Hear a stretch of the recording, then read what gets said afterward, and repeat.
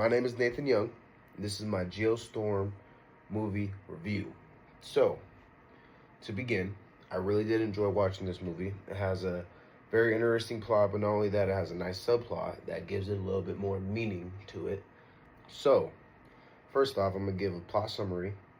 Geostorm is a 2017 science fiction movie, and it was placed in a near future where climate change went really exacerbated. It really started getting bad, which is also another topic that is meaningful and I appreciate this movie doing.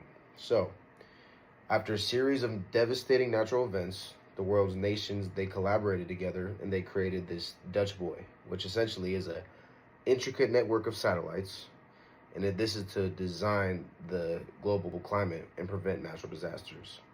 This is led by scientist Jake Lawson, who was later fired by his brother Max, and then his brother started becoming the head honcho of this Dutch boy. 3 years later, the Dutch boy is supposed to be handed from the United States to the entire world because the entire world is collaborating on this. And I think this is a really cool part of the movie too, because it shows how the world can unify as one and put all of their conflicts aside. 3 years later, as this Dutch boy is about to be handed over from the US to the entire world, it starts malfunctioning mysteriously, which is the plot kind of starts. And this started malfunctioning because this scientist, one of the lead scientists, Leonard Deckham, was trying to eliminate president candidates so he could become the main president, and this Dutch boy won't be given to the entire world and they'll still hold US power, which is another part of the movie that I think is very interesting too, because the US does always try to hold power. Eventually, Jake does agree to investigate why these issues are happening, and he finds a much deeper reason.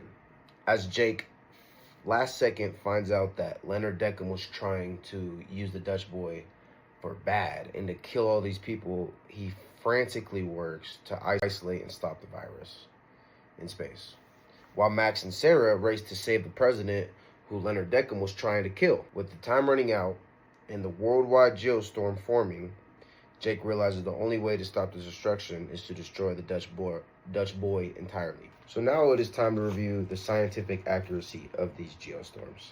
In this movie, I counted 5 different geostorms that happened. At the beginning of the movie, after the conference was held and Max fired his brother Jake, it said 3 years later, this event occurred. This was in Registan Desert, Afghanistan. And in this geostorm, the desert froze.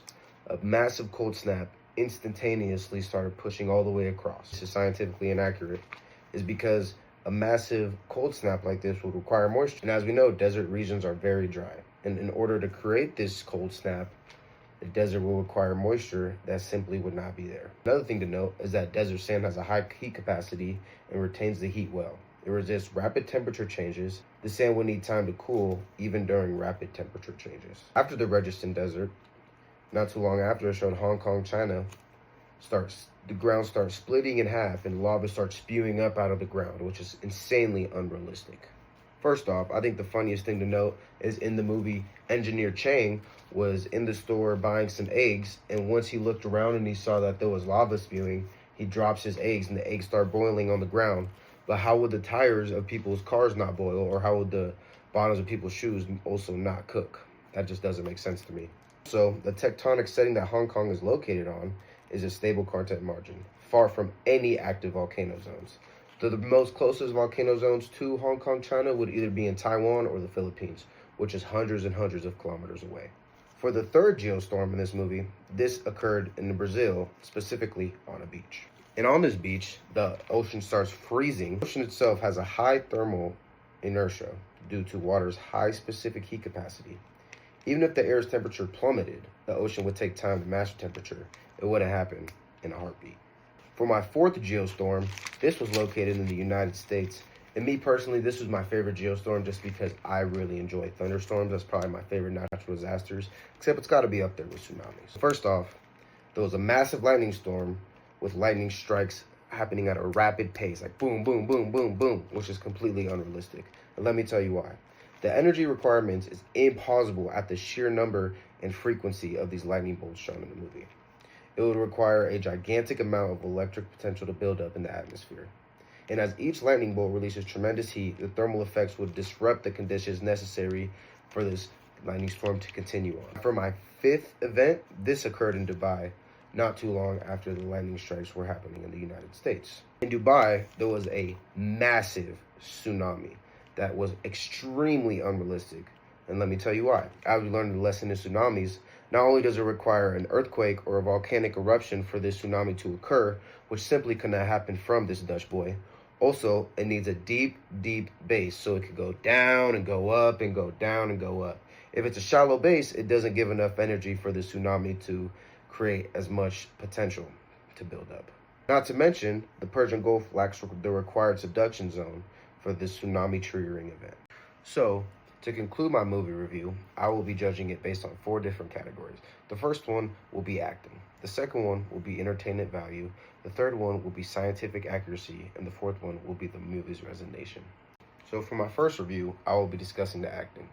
Me personally, I almost always expect acting to be good in Hollywood movies with high budgets, but that's not always the case. However, that is the case in this movie. I feel like Gerard Butler did a really good job at playing Jake Lawson. He really executed the film well, and he really was able to have seriousness when it's time to be serious, and was also really good at being wholesome and making the audience feel wholeheartedly like they're just tugging on their heartstrings. Secondly, I think Jim Sturgis did a really good job as Max, because Max was the one who had to fire Jake, and it was a very serious part of the movie. And you know, Jim Sturgis, he's just really talented at what he does.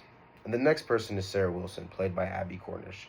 Sarah was one of the Max's co-workers, but they kind of had a little thing going on as well.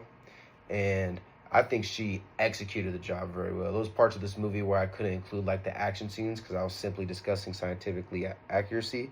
But if you watch this movie yourself, you can tell that she really is a bad, not gonna cuss, but you get what I'm saying. For acting, I'd give it a solid 3 out of 5 rocks. For my second part, I'm going to be discussing the entertainment value.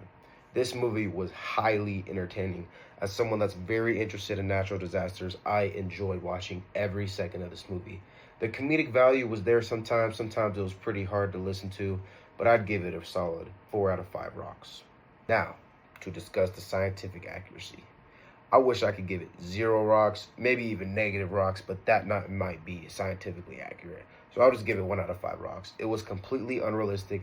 I know this is a scientific fiction movie, so it does make sense that it's not supposed to be based on reality. But at least they could try to not put a tsunami in the Persian Gulf with no subduction zones. Like, maybe try a little harder, but that's okay, I understand. 1 out of 5 rocks. Now, to conclude, the movie's resonation. I really enjoyed how it discussed not only climate change, but how political influence not only runs the whole entire world, but especially in the United States. That's something that really was meaningful to me, and just for that, I'll give it 5 out of 5 rocks.